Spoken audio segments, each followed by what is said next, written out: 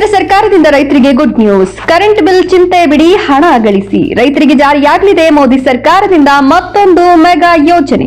ಹೌದು, ಕೇಂದ್ರ ಬಜೆಟ್ ಅಂದ್ರೆ ದೇಶದ ಆರ್ಥಿಕ ದಿಕ್ಕು ಮಾತ್ರವಲ್ಲ, ಗ್ರಾಮೀಣ ಜನರನ್ನ ಮತ್ತು ಕೃಷಿ ವಲಯದ ಭವಿಷ್ಯಕ್ಕೂ ನಿರ್ಧಾರಕವಾಗುತ್ತದೆ. ಫೆಬ್ರವರಿ 1ರಂದು ಮಂಡನೆಯಾಗಲಿರುವ ಕೇಂದ್ರ ಸರ್ಕಾರದ ಬಜೆಟ್ಗಾಗಿ ರೈತ ಸಮುದಾಯ ವಿಶೇಷ ನಿರೀಕ್ಷೆ ಇಟ್ಕೊಂಡು ಕಾಯ್ತಿದೆ.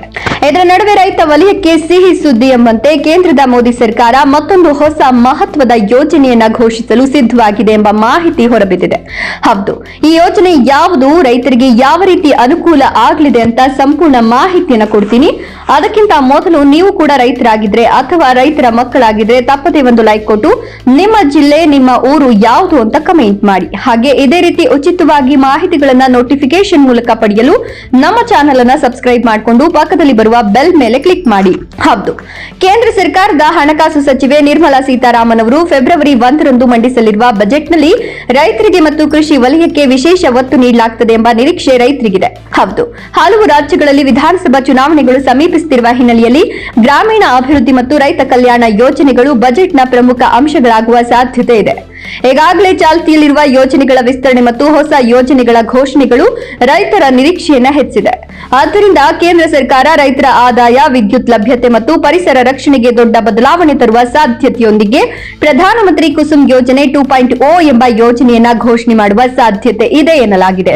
ಹೌದು, ಏನಿದು ಪ್ರಧಾನಮಂತ್ರಿ ಕುಸುಮ್ 2.0 ಯೋಜನೆ ಅಂತ ನೋಡೋದಾದ್ರೆ, ಪಿಎಂ ಕುಸುಮ್ ಯೋಜನೆಯ 2ನೇ ಹಂತವಾದ 2.0 ಅನ್ನ ಕೇಂದ್ರ ಸರ್ಕಾರ ಬಜೆಟ್ನಲ್ಲಿ ಅಧಿಕೃತವಾಗಿ ಘೋಷಿಸುವ ಪಕ್ಕಾ ನಿರೀಕ್ಷೆ ಇದೆ. ಈ ಯೋಜನೆಯ ಮುಖ್ಯ ಉದ್ದೇಶ ಏನಪ್ಪಾ ಅಂದ್ರೆ, ರೈತರಿಗೆ ಕಡಿಮೆ ವೆಚ್ಚದಲ್ಲಿ ಸೌರ ಶಕ್ತಿಯನ್ನು ಒದಗಿಸುವುದು. ಡೀಸೆಲ್ ಪಂಪ್ಗಳ ಮೇಲೆ ಅವಲಂಬನೆ ಇರುವ ರೈತರಿಗೆ ಸೌರ ಪಂಪ್ಗಳ ಮೂಲಕ ಶುದ್ಧ ಮತ್ತು ನಿರಂತರ ವಿದ್ಯುತ್ ನೀಡುವುದು ಈ ಯೋಜನೆಯ ಗುರಿಯಾಗಿದೆ. ಇದರಿಂದ ರೈತರ ಉತ್ಪಾದನಾ ವೆಚ್ಚ ಕಡಿಮೆಯಾಗೋದ್ರ ಜೊತೆಗೆ ರೈತರ ಆದಾಯ ಕೂಡ ಹೆಚ್ಚಾಗಲಿದೆ. ಹೌದು, ಮಾರ್ಚ್ನಲ್ಲಿ ಹಳೆಯ ಯೋಜನೆ ಅಂತ್ಯವಾಗಿ ಹೊಸ ಯೋಜನೆ ಆರಂಭ ಆಗಲಿದೆ. ಪ್ರಸ್ತುತ ಪಿಎಂ ಕುಸುಮ್ ಯೋಜನೆಯು ಮಾರ್ಚ್ 2026ರಲ್ಲಿ ಮುಕ್ತಾಯಗೊಳ್ಳಲಿದೆ. ಈ ಹಿನ್ನೆಲೆಯಲ್ಲಿ ಈ ಯೋಜನೆಯ ಮುಂದುವರಿಕೆಗಾಗಿ ಕುಸುಮ್ 2.0 ಯೋಜನೆಯನ್ನ ಪರಿಚಯಿಸಲು ಇಂಧನ ಸಚಿವಾಲಯ ಹಣಕಾಸು ಸಚಿವಾಲಯಕ್ಕೆ ಪ್ರಸ್ತಾವನೆ ಸಲ್ಲಿಸಿದೆ. ಹೌದು, ವರದಿಗಳ ಪ್ರಕಾರ ಈ ಹೊಸ ಯೋಜನೆಗೆ ಸುಮಾರು 50,000 ಕೋಟಿ ರೂಪಾಯಿ ಹಂಚಿಕೆ ಮಾಡುವ ಸಾಧ್ಯತೆ ಇದ್ದು, ಈಗಾಗಲೇ ಮೊದಲ ಹಂತದಲ್ಲಿ 32,400 ಕೋಟಿ ರೂಪಾಯಿ ಹಂಚಿಕೆ ಮಾಡಲಾಗಿತ್ತು. ಹೌದು, ಪಿಎಂ ಕುಸುಮ್ 2.0 ಯೋಜನೆಯಿಂದ ರೈತರಿಗೆ ಸಿಗುವ ಪ್ರಮುಖ ಯೋಜನೆಗಳು ಅಥವಾ ಪ್ರಯೋಜನಗಳು ಏನಪ್ಪಾ ಅಂದ್ರೆ, ಪಿಎಂ ಕುಸುಮ್ 2.0 ಯೋಜನೆಯ ಮೂಲಕ ರೈತರಿಗೆ 2 ಪ್ರಮುಖ ಲಾಭಗಳು ದೊರೆಯಲಿವೆ.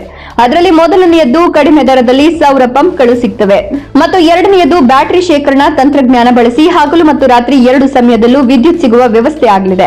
ಇದರಿಂದ ರೈತರಿಗೆ ವಿದ್ಯುತ್ ಕೊರತೆ ಸಮಸ್ಯೆ ಬಹುತೇಕ ನಿವಾರಣೆಯಾಗಲಿದೆ. ಜೊತೆಗೆ ನೀರಾವರಿ ವ್ಯವಸ್ಥೆ ಕೂಡ ಸುಧಾರಿಸಿ ಕೃಷಿ ಉತ್ಪಾದಕತೆ ಹೆಚ್ಚುವ ಸಾಧ್ಯತೆ ಇದೆ.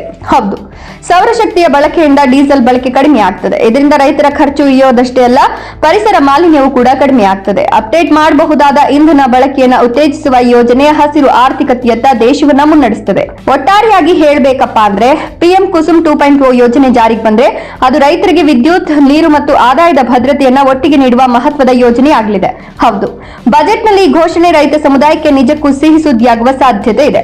ನೀವೇನಂತೀರಾ? ಈ ಯೋಜನೆ ಜಾರಿಗೆ ಬರಬೇಕಾ ಬೇಡವಾ? ನಿಮ್ಮ ಅನಿಸಿಕೆಗಳನ್ನು ಕಮೆಂಟ್ ಮಾಡಿ. ನಿಮ್ಮೆಲ್ಲ ಸ್ನೇಹಿತರಿಗೆ ವಾಟ್ಸ್ಆಪ್, ಫೇಸ್ಬುಕ್ ಮೂಲಕ ಶೇರ್ ಮಾಡಿ ತಿಳಿಸಿ. ಧನ್ಯವಾದಗಳು.